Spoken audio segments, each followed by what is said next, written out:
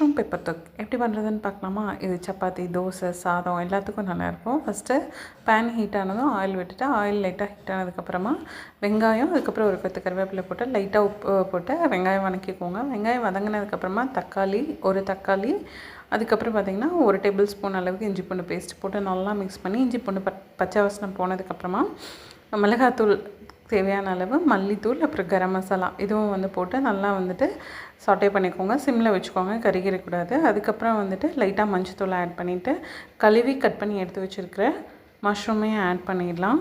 இப்போ நல்லா மிக்ஸ் பண்ணுங்கள். பார்க்க ரொம்ப ட்ரையாக இருக்கும். கிரேவிக்கு தேவையான அளவு உப்பு போட்டுட்டு அகெயின் நல்லா மிக்ஸ் பண்ணி ஒரே மாதிரி சேர்க்கு. இது கொஞ்சம் டிஃப்ரெண்ட்டாக இருக்கும். இப்போது லிட் போட்டு க்ளோஸ் பண்ணி வச்சுருங்க.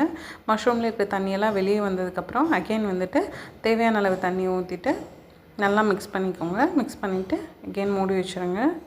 கொஞ்ச நேரத்துலேயே இந்த மாதிரி தண்ணி விட்டுருக்கோம். அந்த டைமில் சோம்பு 1 ஸ்பூன் எடுத்து அரைச்சி அதையும் ஆட் பண்ணிவிட்டு அதுக்கப்புறம் பார்த்திங்கன்னா தேவையான அளவு பெப்பர் ஆட் பண்ணிவிட்டு நல்லா வந்துட்டு காளான் வந்து நல்லா வெந்து வந்துடணும். இப்போ சூப்பர் யம்மியான சூப்பர் டேஸ்டான மஷ்ரூம் பெப்பர் தொக்கு ரெடி. நீங்களும் வீட்டில்